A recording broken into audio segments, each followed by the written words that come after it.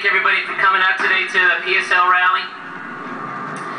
This became a passion project of mine a month ago. I was listening to the radio on ESPN radio, and I listened to a caller. Her name was Kathy from New Jersey, and she called into the Michael Kay talk show. I think Don LaGreca was the host, and she was crying on the phone because the tickets had been in her family, in her father's name for over 50 years.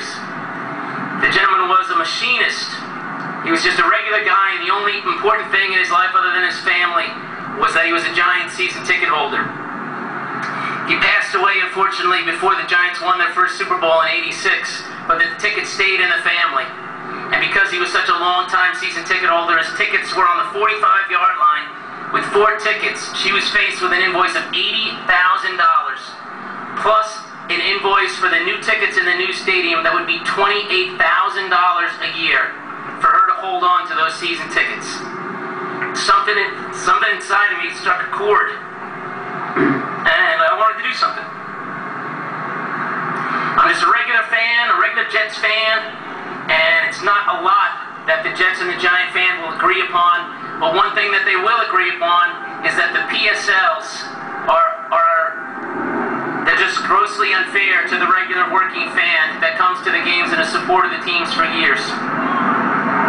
So I decided to start doing research. It became a night job for me.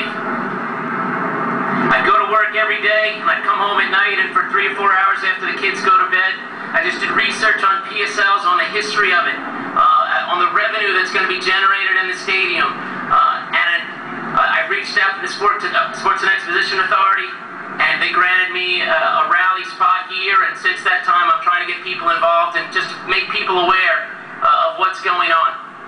The history of the PSL. What some people don't know is that 12 teams have issued PSLs before the Jets and the Giants. The average that those teams have raised is $75 million. The Giants plan that they rolled out last month raises $368 million just for the Giants. That's so close to 5 times the average of any other NFL team has imposed on their fans.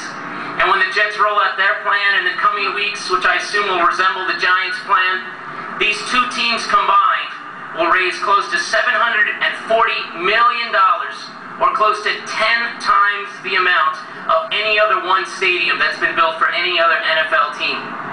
We live in New York. We understand that things are going to cost more, but 10 times more than anybody else pays. To me, it was just grossly unfair, and it was astonishing when I read that in the New York Times. So I decided to look at the history of this new stadium that stands behind us under construction. I wanted to know how did the teams come to needing a new stadium? And I read an article in 2003.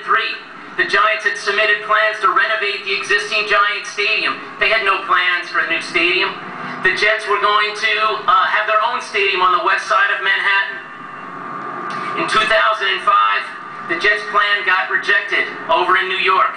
At that time, they came back and they started talking to the Giants. They wanted to stay in New Jersey. Next thing you see is in 2006, there's a press conference with both teams. They make this grand announcement. To me, I'm listening to that, and I said, why couldn't the Jets have stayed with the Giants' renovation plans? Why couldn't they have renovated the existing stadium? Maybe even pooled their resources to put a dome on the stadium or a roof so that New York could finally host a Super Bowl for the first time. Why couldn't they have done that? They could have, but they didn't. So they decided to get together and build a new stadium. They had a press conference. It was going to cost $800 million. They were going to share finances and split costs down the middle. There was no need for any public financing. They had both received loans or financing from the NFL stadium construction plan, and there was no mention at all of PSLs. So what happened between 2006 and 2008? The budget ballooned from $800 million to what is now $1.6 billion. In 2 years, the budget doubled. What happened in 2 years? I don't know if there's any construction workers out there, but I doubt that you guys would say that your salaries doubled in 2 years. I have a little bit of a construction experience. I know the materials go up in cost. Did steel double in cost in 2 years? Absolutely not. So what happened? The Jets and Giants were faced with a dilemma on their hands. They had financing, they had everything approved for an $800 million stadium, and they were faced with an $800 million shortfall in their budget. So what do? What's the solution to this dilemma? The solution was simple. We'll charge personal seat licenses on all, on all of our season ticket holders. And lo and behold, what's the revenue that's being generated by that potentially? $740 million, so close to the $800 million. I don't think there's another business in America that would have a project that would overrun their budget by $800 million, and the solution from the upper management of those companies would be to charge additional monies to your best and most loyal customers. Well, that's exactly what the Jets and the Giants have done. I've listened to interviews with John Mara on the radio. I've listened to Woody Johnson talk about a fan-friendly plan that's about to be unveiled. But something that they don't talk about is all of the additional revenue that this new stadium is going to generate for the two teams. If you have a chance, I put together placards and posters over here for all these things. The first thing, I looked at 3 items that were different between the existing stadium and the new stadium. Naming rights for the stadium, additional club tickets prices and the tickets for the club seating, and the luxury suites. There's an article in the New York Post that said the two teams will raise $1.5 billion just to name the stadium and to name the 4 entrances. Bud Light and MetLife have signed $8 million a year deals just to sponsor an entrance to the stadium, and it's estimated that the naming rights alone will make these teams $800 million over the next 20 years. They will average $70 million in revenue from naming rights alone, and all they have to do is say to a company, name the stadium. The second thing is club ticket prices.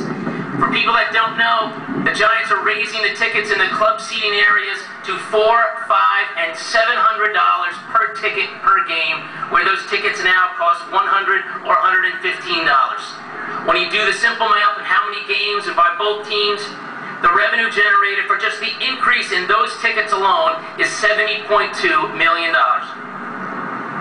And then quickly, luxury suites. There are going to be 98 additional suites in the new stadium. The rental on those suites is going to get up to $1 million a year in additional rental for those suites.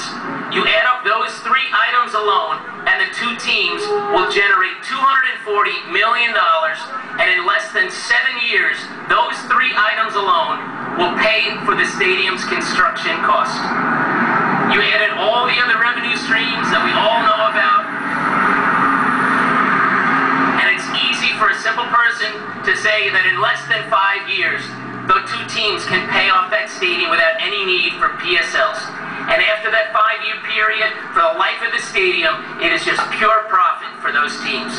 So is there a need for PSLs? Why couldn't the teams in the short term have said, hey, we made a mistake with our construction budget, we need to take a hit to our revenue over the next 5 years, we're not going to do it on the backs of the season ticket holders, but they decided not to do that. The one thing to the positive that I've heard about PSLs, I've heard it all over the place, it's an investment.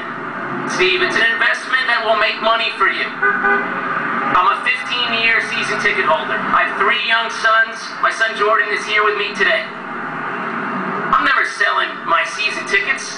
A true and loyal fan doesn't say, hey, in 5 years I'll flip my tickets out and make a quick buck. Absolutely not. We're not ticket scalpers. We're fans. We live and die with our team. We're passionate about our team. Those tickets will be in my family for my grandchildren's lives and the lives thereafter. Something else to know that some people don't know.